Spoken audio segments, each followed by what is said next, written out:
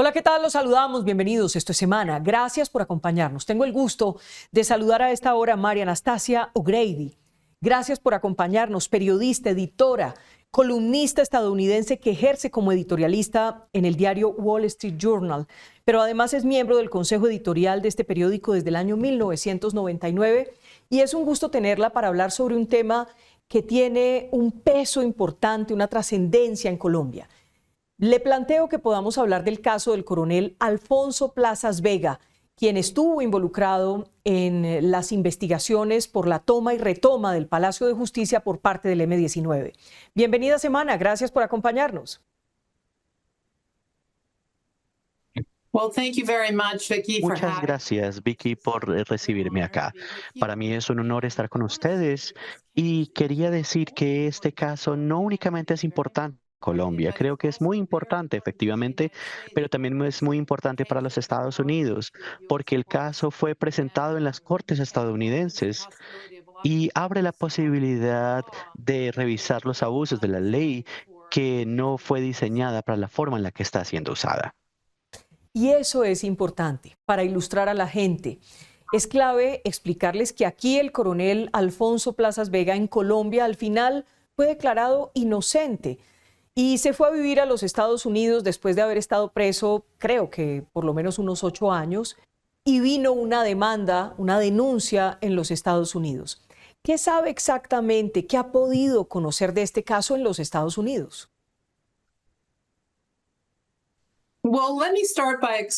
Déjeme empezar explicándole que usualmente si algo pasa en otro país, las cortes estadounidenses no suelen adjudicar a las partes inocentes o culpables. Este es un caso muy inusual. Es un caso en el corte legal, no es un caso penal, y fue presentado en cortes civiles por los demandantes utilizando una ley que fue presentada en el 92, firmada por George W. Bush.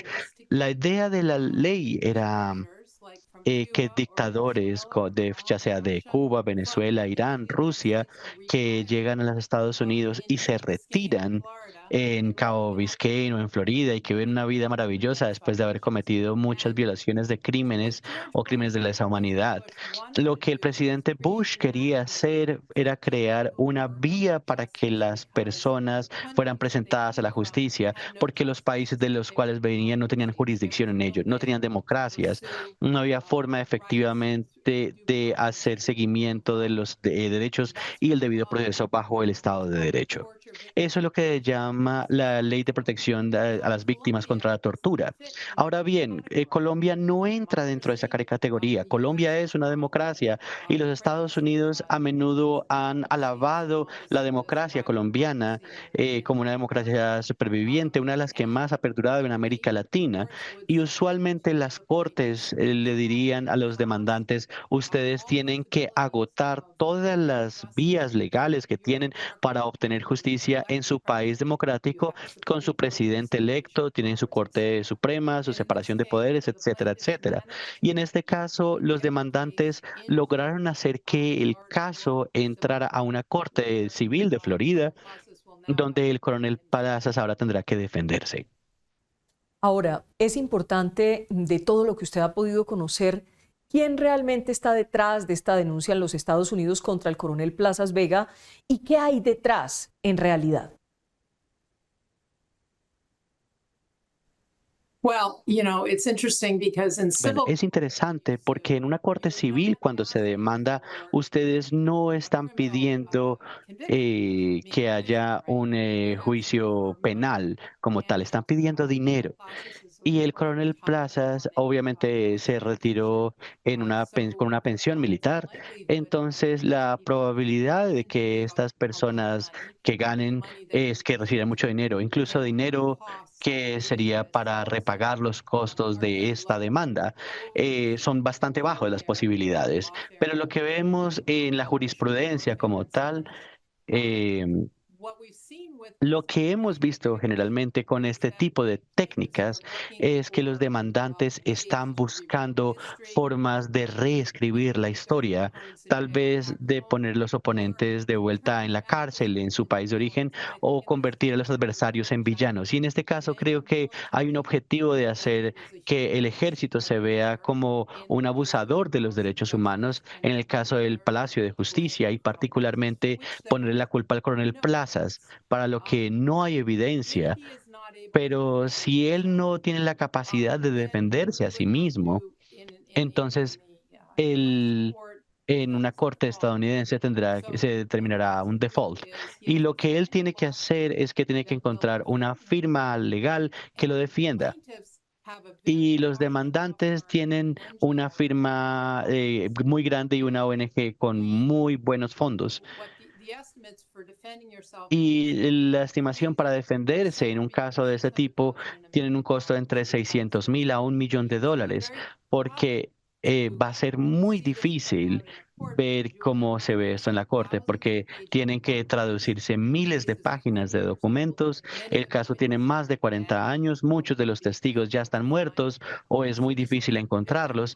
Entonces, este será un caso muy complicado para llevar a las cortes. Y si no se tienen los recursos para defenderse, como dije antes, probablemente tendrán que ir a algo que se llama el default, que es decirle al juez, yo no puedo rebatir estas acusaciones y todo lo que queda es que el juez asigne perjuicios. No creo que vaya a recibirse mucho dinero hasta donde veo, con lo que he investigado, pero ellos tendrán la capacidad, digamos, de llevar a casa esta narrativa de que el coronel Plazas fue condenado en una corte estadounidense. Y para los que están haciendo esto valdrá mucho. Entiendo. Estos son los efectos de si él no encuentra una firma o una manera de pagar una firma que lo defienda formalmente. Y en últimas, pues sería condenado a pagar cualquier indemnización, como usted dice, pues no podemos decir aquí la cifra exacta. Pero déjeme insistirle, ¿quién está detrás de esto? Porque hay una ONG detrás de esto. ¿Quiénes son? ¿Quién es la persona que presenta la denuncia? ¿Por qué lo hacen? Okay, sorry that I Bien. wasn't evading that question, but this is a No very estaba evadiendo la pregunta. Lo que voy es que es una historia muy complicada, entonces hay muchas partes en movimiento. Los demandantes en este caso son tres hijas de alguien que fue asesinado en el Palacio de Justicia en noviembre de 1989, cuando el M-19, un grupo terrorista del cual era miembro Gustavo Petro, cuando este grupo invadió el Palacio de la Justicia, más de 100 personas fueron asesinadas y un juez de la Suprema Corte fue ejecutado y un abogado dentro del palacio en ese momento, ya de apellido Orán, Horacio Orán, y él fue asesinado en este evento. En ese momento, los testigos dicen que lo vieron abatido porque él trató de correr para escapar, y salir por una salida donde todos los terroristas habían tomado a estas personas como rehenes. Y los testigos vieron que fue apaleado dentro del palacio.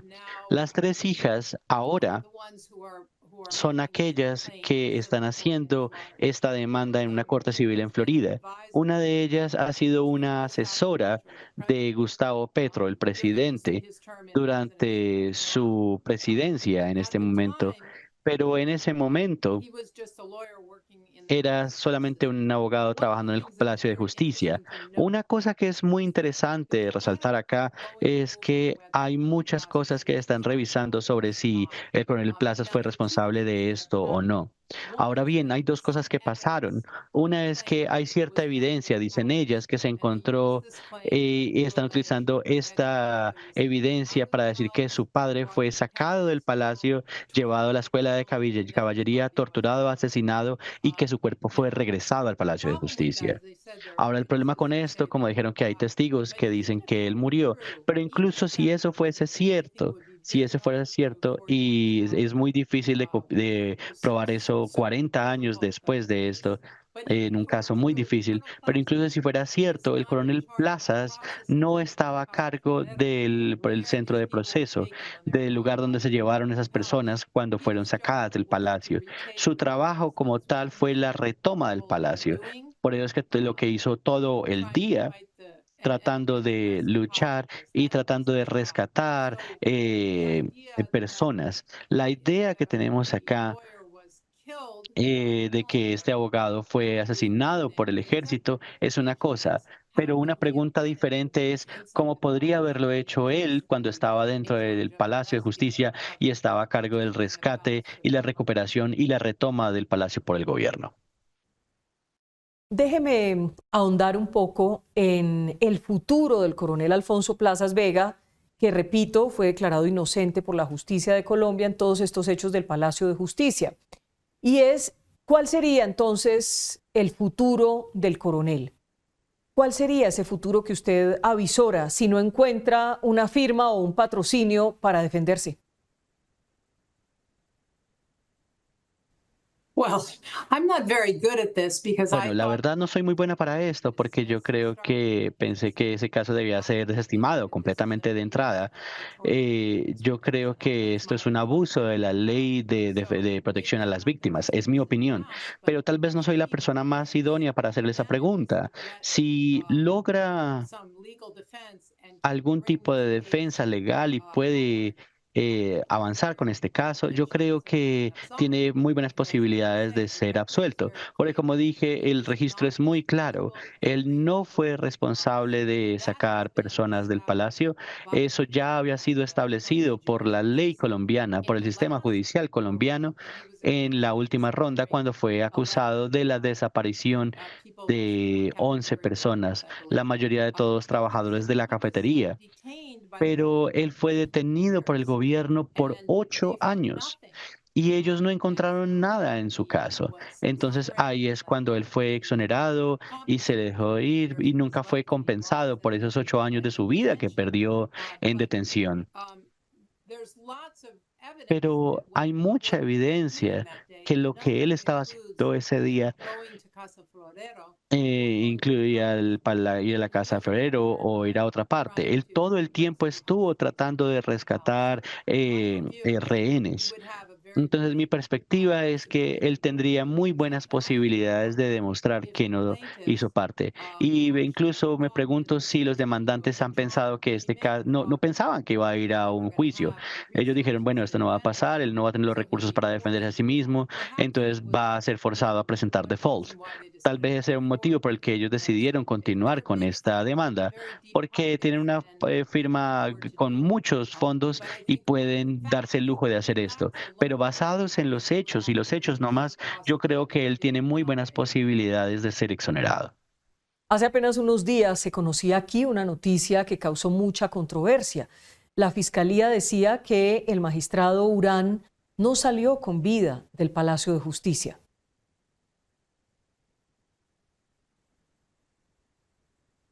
He said he did leave or didn't leave. ¿Que salió o que no salió? Que no salió, vivo? que murió dentro del Palacio de Justicia. Es muy controversial porque se venía diciendo que salió vivo y esto ha sustentado justamente incluso esta denuncia en los Estados Unidos. Okay. Pero la Fiscalía acaba de emitir una decisión en la cual dijo el magistrado murió dentro del Palacio de Justicia. Tiene esto una apelación y es probable que se reverse esta decisión, pero es curioso que en esta coyuntura la Fiscalía de Colombia diga definitivamente el magistrado estaba muerto dentro del palacio. Bueno,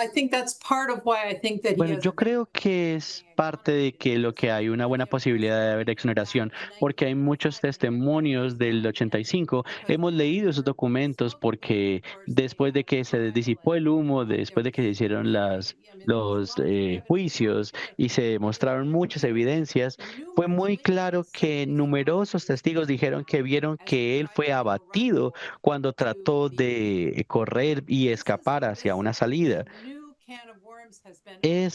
Otra lata de gusanos que abrieron, digámoslo, porque vieron que algunos de sus pertenencias aparecieron en la escuela de caballería, pero eso no dice nada. Primero que todo, eso no tiene que ver nada con la parte donde murió, y segundo, no tiene nada que ver con el trabajo del coronel Plazas en el momento en que murió el señor Urán. Lo que han dicho los testigos muy claramente es que han dado testimonios altamente detallados acerca de verlo levantarse y tratar de correr hacia una salida y ser abatido. Y los nombres están acá. No sé si los testigos sigan vivos, pero nunca ha habido una pregunta hasta recientemente acerca de si murió o no.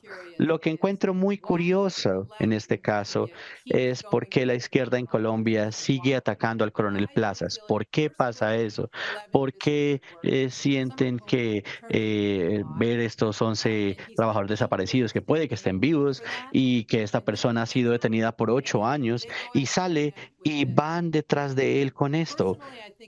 Personalmente, yo creo que es muy desafortunado que los Estados Unidos esté proporcionando un camino para que este caso sea litigado de nuevo. No el mismo caso, obviamente, no estamos hablando de las 11 personas, sino que es otro esfuerzo básicamente de dañar al coronel Plazas y dañar la reputación del ejército. Yo creo que la guerrilla y las personas de la izquierda sencillamente quieren que el público diga, bueno, el M-19 fue malo, pero también el ejército. Ambas partes fueron malas, ambas partes fueron terriblemente malas. Y sabemos que eso no es cierto. No es que el ejército no cometa errores, efectivamente los hacen y son castigados por ello. Pero la sugerencia de que había más equivalencia entre lo que el M-19 hizo ese día y lo que el ejército hizo es completamente atroz. Y efectivamente es una vergüenza para Colombia tener que volver a pasar por este proceso. Creo que alejándonos un momento del caso del coronel Plazas Vega, pues en Colombia la narrativa de que los culpables fueron los militares al final por la retoma ya es un hecho, a tal punto que la justicia permitió incluso un indulto a través de un proceso de paz con el M-19 para el M-19 y uno de los miembros del M-19 es hoy presidente de Colombia, Gustavo Petro.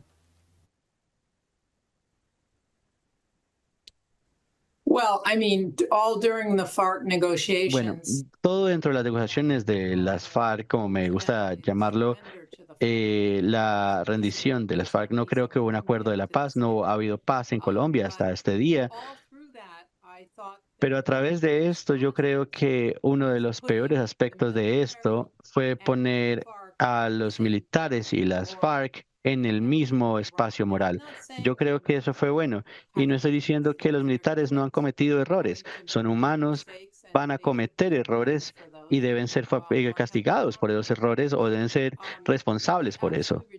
Pero fue ridículo como tal pensar que las FARC por tantas décadas han atacado civiles y estaban en un mismo espacio moral que ellos, mirando las violaciones contra los civiles. No hay evidencia de eso. Y yo creo que Juan Manuel Santos se va a ir a la historia como uno de los peores presidentes que ha tenido Colombia, porque Colombia tenía paz, habían asegurado la paz y volviendo en el tiempo, básicamente, como dijeron, abrieron este camino para las amnistías para terroristas. Yo creo que invitaron más terroristas acá y eso va a tomar mucho tiempo para efectivamente resolver esta situación en Colombia. Lo que usted plantea claramente habla del proceso de paz de las FARC con Juan Manuel Santos en La Habana. Le preguntaba especialmente por Gustavo Petro, que llegó a la presidencia y que perteneció al M-19, el grupo terrorista que se tomó el Palacio de Justicia. Lo que es claro es que definitivamente el Palacio de Justicia se lo toma el M-19, son ellos los culpables de lo ocurrido, pero la narrativa histórica ha demostrado que los del M-19 hicieron un acuerdo de paz con el gobierno, nos guste o no, quedaron libres, pudieron hacer política.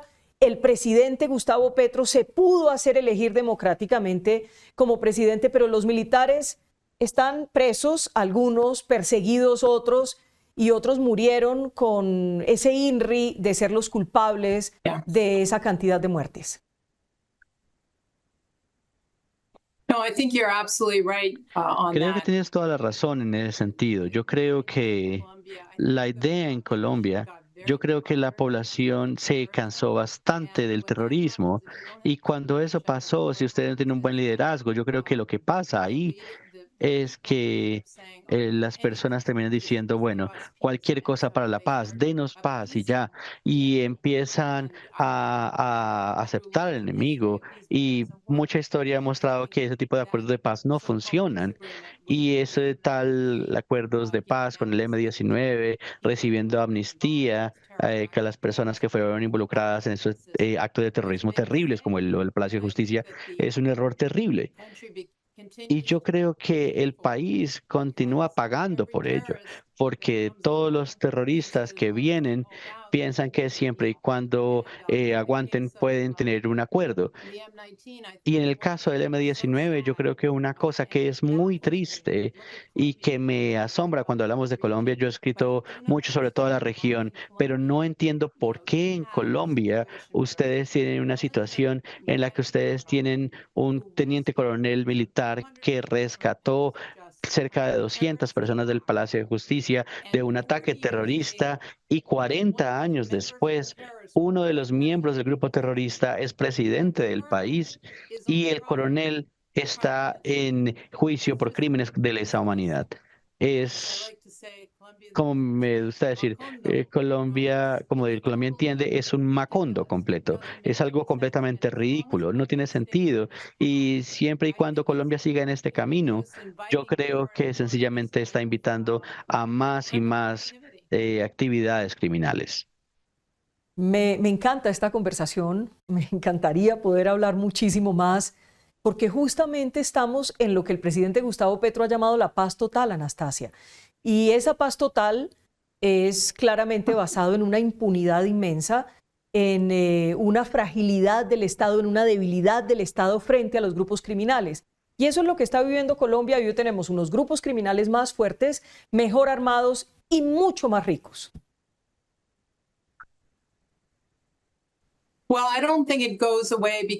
Bueno, no creo que sencillamente se hace un arreglo con un grupo y esperamos que la criminalidad desaparezca. Alguien más va a llegar y va a tomar ese espacio porque es una operación muy lucrativa.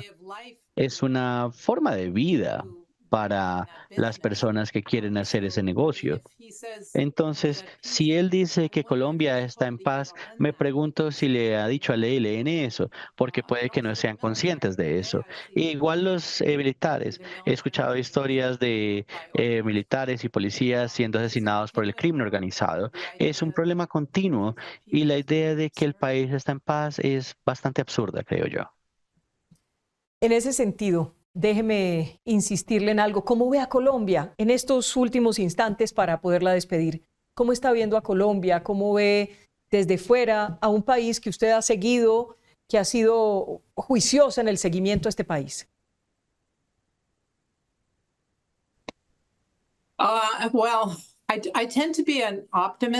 Bueno, yo trato de ser optimista en la vida, pero no soy muy optimista acerca de Colombia.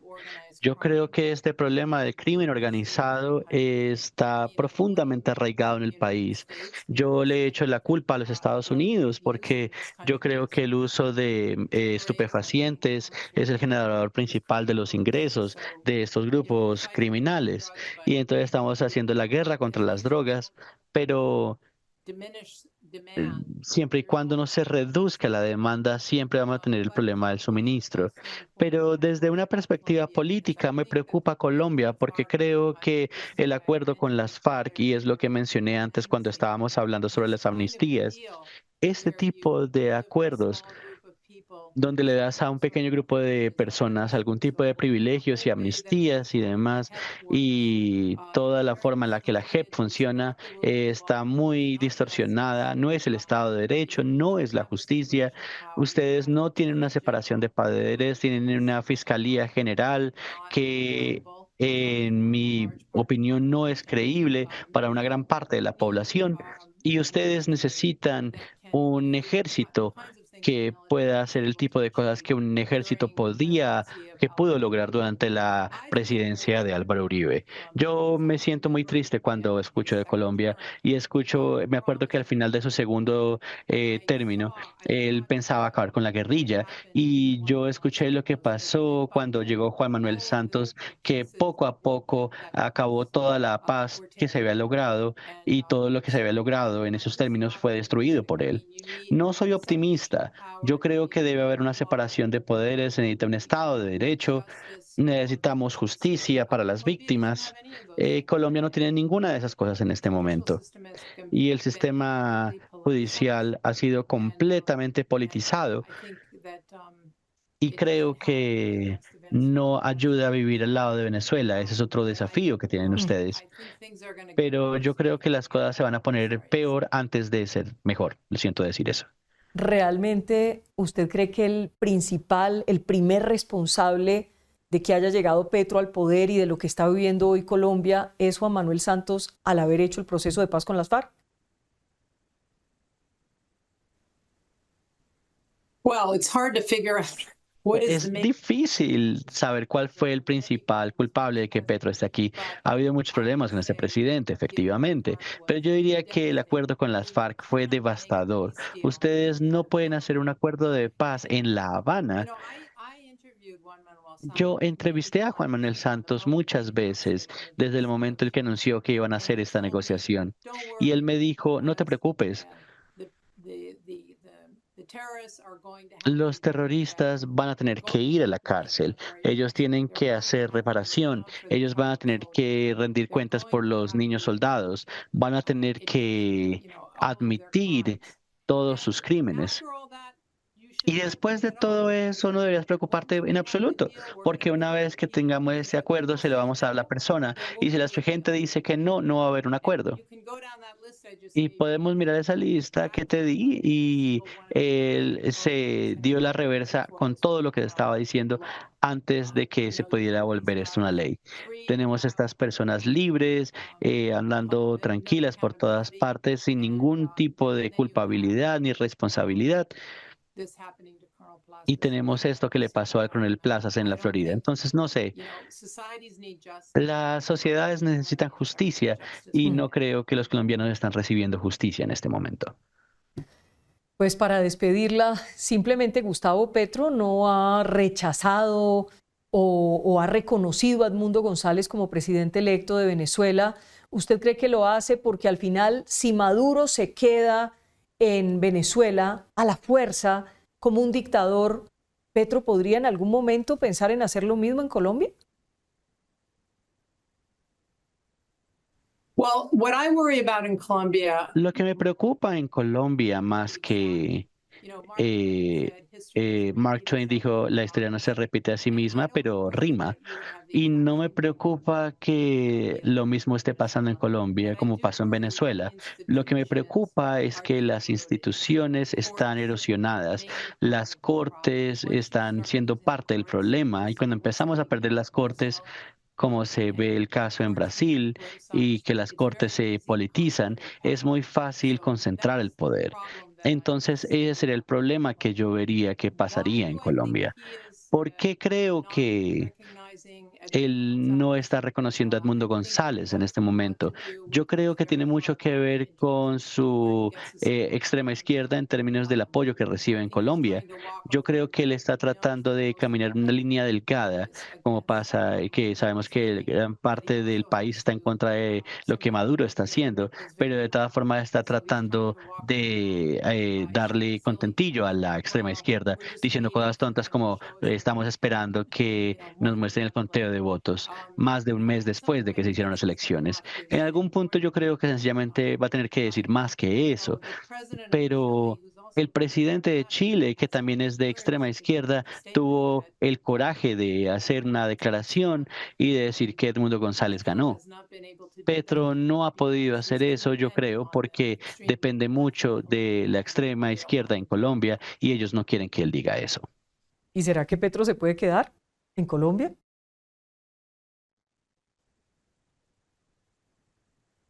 well, As far as I know, I haven't been Bueno, looking. hasta donde sé, no he mirado mucho las encuestas como tal, pero mucho dependería si las elecciones son justas como tal, ya sea y que sean transparentes. En Venezuela, el único motivo por el que Maduro acordó tener elecciones fue porque él pensó que de nuevo podía robarse y como se robó las elecciones y como lo ha hecho desde el 2013. La pregunta sería, ¿Colombia tiene los pesos y contrapesos necesarios para asegurar que sea la que sea la voluntad del pueblo sea reflejada en lo que se hace? Y yo creo que hubo unas elecciones justas, unas elecciones transparentes, con la posibilidad de auditoría del conteo de votos como tal. Yo creo que un buen contendiente tendría buenas posibilidades. Y es un problema que veo en Colombia también. Y es que en verdad no hay mucho liderazgo, no ha emergido un liderazgo fuerte que pueda ser buen candidato para luchar contra Petro. Creo que hay muchos nombres que se han presentado, pero nadie que se haya presentado como un buen candidato. Y creo que eso es importante. En otros países que los que he escrito en la región que perdieron la democracia, parte de ello era porque había demagogos muy poderosos que llegaron al poder, que atrajeron votos de la izquierda, pero parte de eso era porque no había un buen candidato de derecha, digámoslo así, que pueda tener valores de derecha. Entonces, no estoy hablando del Partido Republicano en Estados Unidos, pero hablamos de un partido de derecha que defienda esos valores y que pueda convencer y que sea lo suficientemente carismático. Eso es lo que Colombia necesita. Necesitamos un líder del líder que pueda presentarse y batirse contra Petro. Finalmente, bueno, aquí usted sabe que la reelección está prohibida, ¿no? Está prohibida y Petro lo que pasa es que a veces dice que quiere una constituyente, luego dice que le gustaría que su proyecto político dure más de 4 años, luego dice que no se va a reelegir, que no va a buscar la reelección. Es una locura. Simplemente la despido con un mensaje al coronel Plazas Vega. ¿Quiere usted decirle algo al coronel? No, I'm trying to write about this in a No, very estoy tratando de escribir de esto desde una perspectiva imparcial. Entonces, mi mensaje sería para Colombia, que espero que los colombianos crean en sí mismos y que sigan buscando el Estado de Derecho, porque es lo que necesita el país. Por cierto, me doy cuenta que no hay reelección en Colombia, Sí. pero estoy bajo la impresión de que él puede tratar de hacerlo. Por eso es que respondí como pensé como lo respondí. Así es, así es. Es una especie de preocupación que hay en la opinión pública, en los ciudadanos en Colombia, porque incluso gente del movimiento político, del pacto histórico, del movimiento político del gobierno, ya tiene listo un proyecto para buscar la reelección en el Congreso. Todos los temores son bien fundados. I agree. Estoy de acuerdo. Un abrazo, Anastasia. Mil gracias por estar con nosotros. Y eso, que no le puse el tema de que Uribe hoy está sentado ante la justicia, pero Timochenko está libre. Pero dejémoslo para otro día para no alargar y no faltarle a la palabra. Un abrazo. Thank you for having me. Muchas gracias por recibirme. Un abrazo, mil gracias. Gracias por estar con nosotros, Anastasia O'Grady. Ella, una mujer supremamente reconocida en el mundo editorial, en donde trabaja justamente en el Wall Street Journal. Mil gracias por acompañarnos.